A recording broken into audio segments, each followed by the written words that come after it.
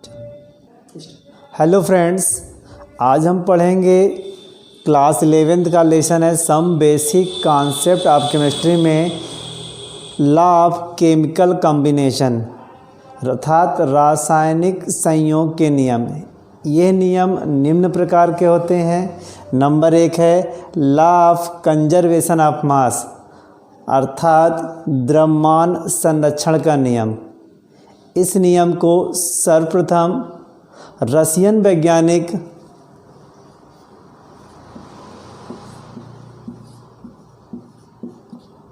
Lomonosov ने 1756 ईस्वी में में दिया, किंतु एनसीईआरटी बुक के अनुसार इसका प्रतिपादन लेवेजियर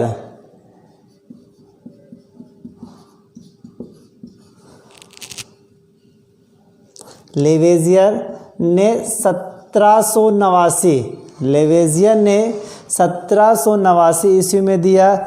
इस नियम के अनुसार द्रव्य को ना तो उत्पन्न किया जा सकता है, द्रव्य को ना तो उत्पन्न किया जा सकता है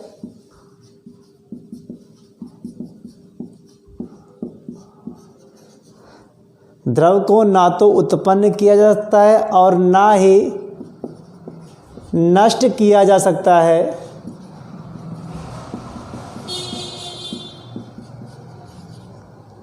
यानी ये नियम कहता है कि द्रव को ना तो उत्पन्न किया जा सकता है और ना ही नष्ट किया जा सकता है, अर्थात अभिक्रिया के दौरान उसका द्रव पदार्थ का द्रव्यमान संरक्षित रहता है, अर्थात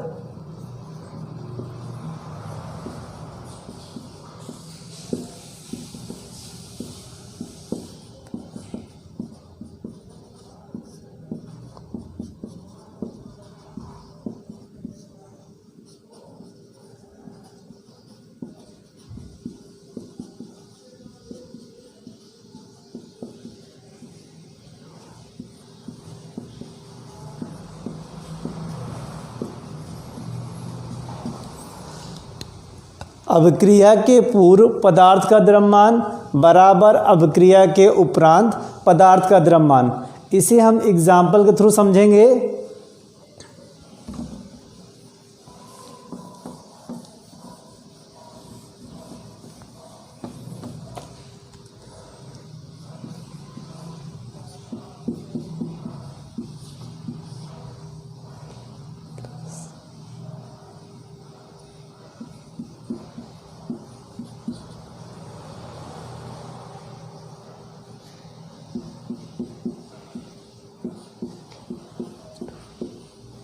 ये देख रहे हैं कोई अभिक्रिया हो रही है जहाँ हाइड्रोजन क्लोराइड सोडियम हाइड्रोक्साइड से क्रिया करता है और NaCl और जल बनाता है। तो हम देखेंगे यहाँ पर हाइड्रोजन का द्रव्यमान क्या है। तो हाइड्रोजन का द्रव्यमान 1 होता है, Cl का 35.5 होता है।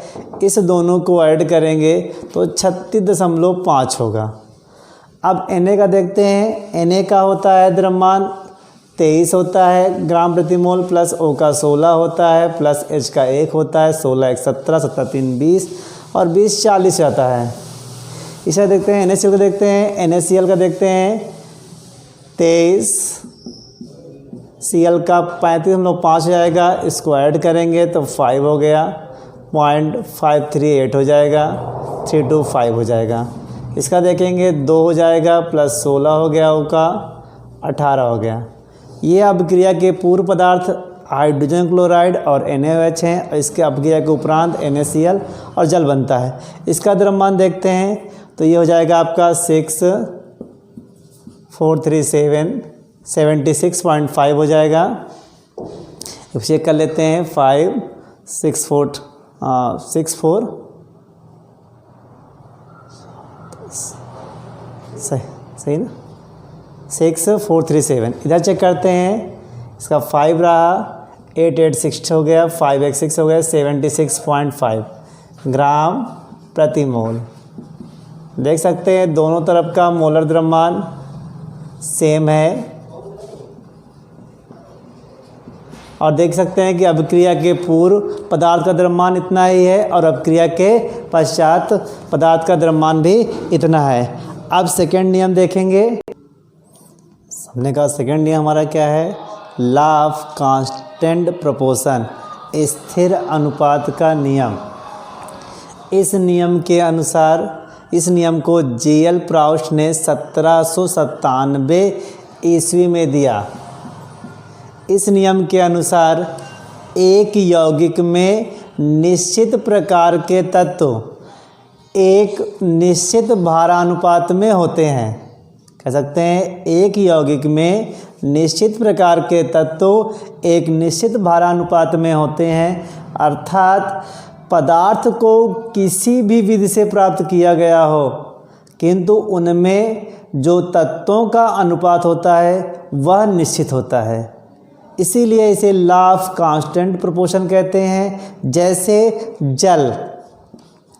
जैसे जल वाटर को चाहे तो बारिश का पानी हो, हमारे नल का पानी हो, हमारे ट्यूबवेल का पानी हो, हमारे नहर का पानी हो, यहाँ तक कि उसे लैब में ही क्यों ना बनाया गया हो, उसमें हाइड्रोजन और ऑक्सीजन का अनुपात 2:16 अर्थात 1:8 पाया जाता है।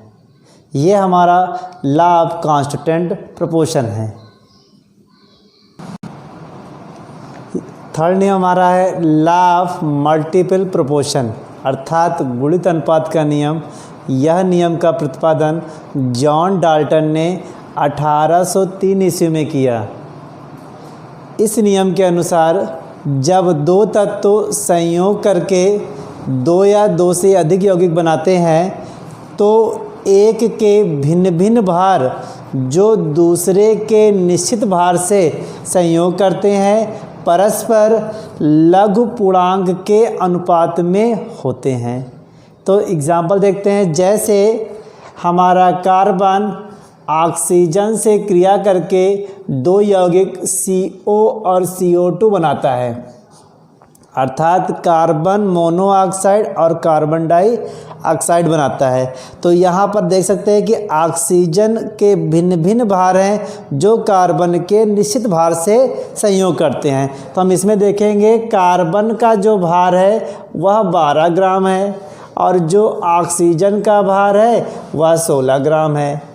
और CO2 में देखेंगे क्या कंडीशन है, जब कार्बन का जो हमारा भार है वह 12 ग्राम है और जो ऑक्सीजन का है वह 32 ग्राम है। तो देख रहे हैं कि 16 ग्राम ऑक्सीजन और 32 ग्राम ऑक्सीजन 12 ग्राम कार्बन से संयोग करती है। तो हमने कहा कि देखिए भिन्न भिन्न भार वाला है, निश्चित भार से संयोग करता है, और ये जो भिन्न भिन्न भार है ये आपस में समानुपात है, अर्थात ऑक्सीजन हमारा 12:32 में संयोग करता है, अर्थात 16 है। 16 ग्राम हमारा ऑक्सीजन है, 12 ग्राम, हाँ ठीक देख रहे हैं। देखिए ऑक्सीजन 16-32 ग्राम में, अर्थात 16-32 अर्थात 1:2 अनुपात में ऑक्सीजन का 12 कार्बन 12 जो ग्राम से संयोग करता है। और यह देख सकते हैं कि ऑक्सीजन का जो अनुपात है 1:2 जो कि लघु पूर्णांक अनुपात है। अगला हमारा चौथा नियम है लॉ ऑफ रेसिप्रोकल प्रोपोर्शन, व्युत्क्रम अनुपात का नियम। इस नियम को जर्मन वैज्ञानिक JB रिक्टर ने दिया। इनके अनुसार जिस भारानुपात में दो तत्व A व B पृथक पृथक किसी तीसरे तत्व C के निश्चित भार से संयोग करते हैं, उसी भारानुपात के किसी सरल गुणक या सरल भिन्न में वे दोनों तत्व A व B परस्पर संयोग करते हैं। कहने का मतलब है कि अगर दो हमारे A व B कंपाउंड के C से संयोग करेंगे तो जो संयोग करने पर जो यौगिक बनेगा उनमें परमाणुओं का अनुपात वही होता है जो तीसरे तत्व से संयोग करते हैं। इसका एग्जाम्पल देख सकते हैं।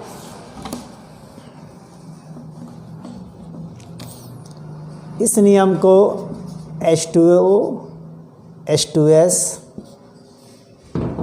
व SO2 देखते हैं। इस नियम को H2O, H2S, SO2 फॉलो करते हैं। कहने का मतलब है कि इसे मान लो हमारा S है, ये O हो गया, ये H हो गया, तो देख सकते हैं कि क्या बन रहा है हमारा H2S यहाँ पर कंपाउंड बनता है, यहाँ पर H2O कंपाउंड बनता है, यहाँ पर हमारा SO2 कंपाउंड बनेगा।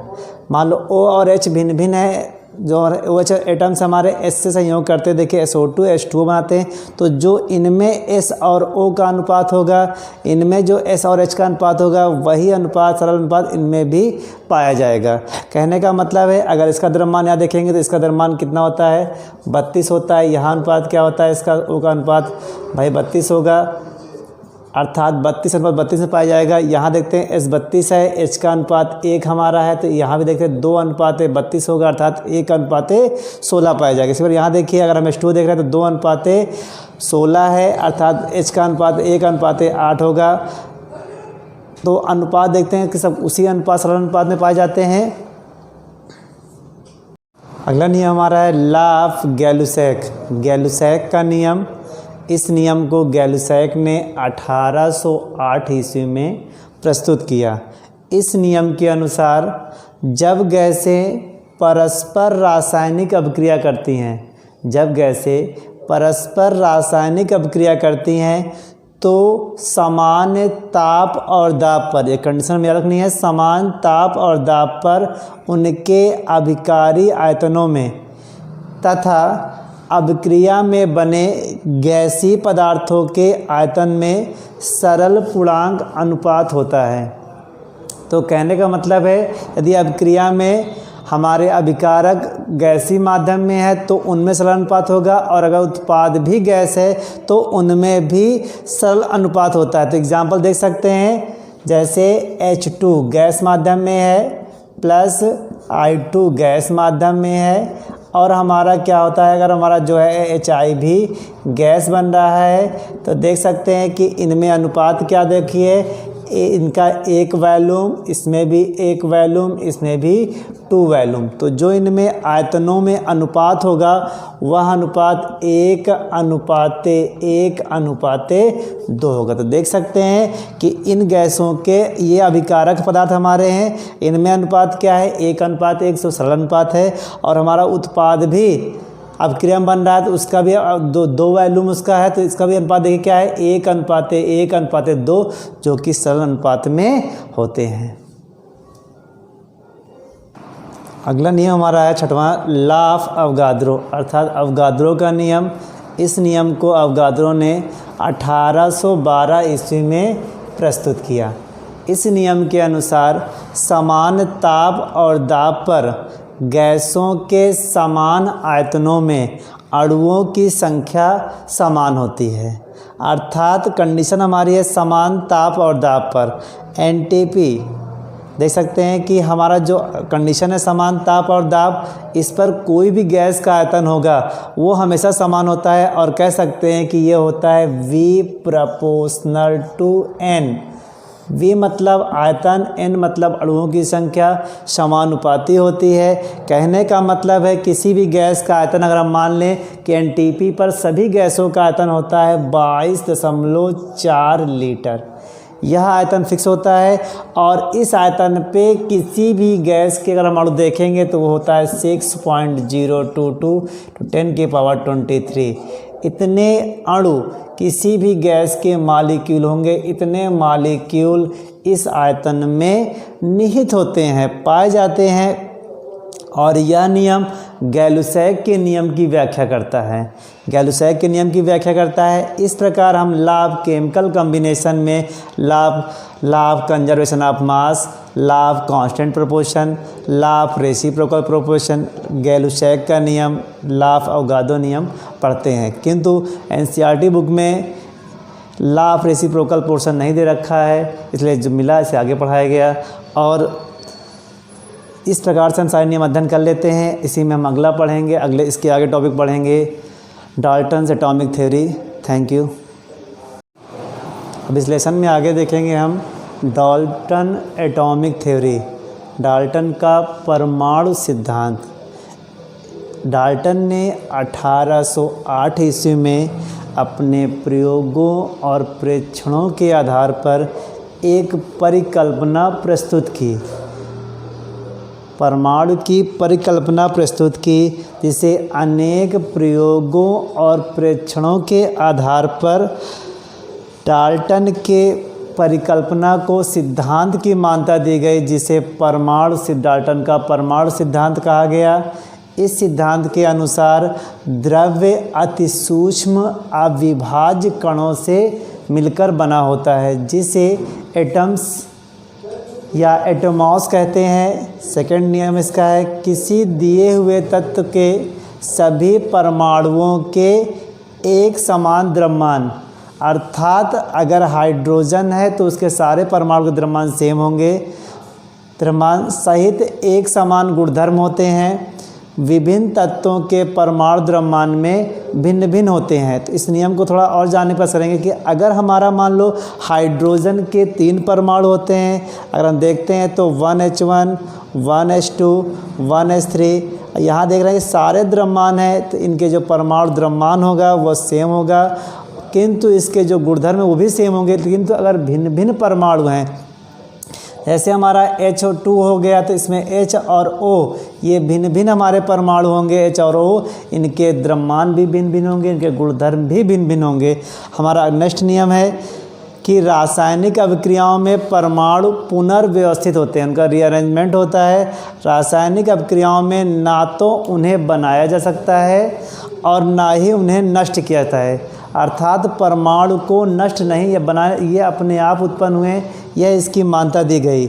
अगला नियम हमारा है कि एक से अधिक तत्वों के परमाणुओं के निश्चित अनुपात में संयोजन से यौगिक बनते हैं, जिन्हें यौगिक परमाणु कहा जाता है। जैसे हम मान लें कि A+B संयोग अगर हमारा बन गया AB, तो इनमें A और B का सरल अनुपात होगा, समान अनुपात होगा, और हमारा इसे A+2B हो गया तो बन गया हमारा AB2। तो इनमें जो अनुपात होगा संयोजन के वो सेम होगा। इस प्रकार हमारा डाल्टन थ्योरी जो है रासायनिक संयोजन के नियम की व्याख्या भी करती है, किंतु समान आयतन गैसीय आयतनों के नियम की व्याख्या नहीं करती है। Thank you. और जिसे भी हैंड नोट चाहिए हो नीचे लिंक में PDF में मिल जाएगा, वहाँ से आप ले सकते हैं। Thank you.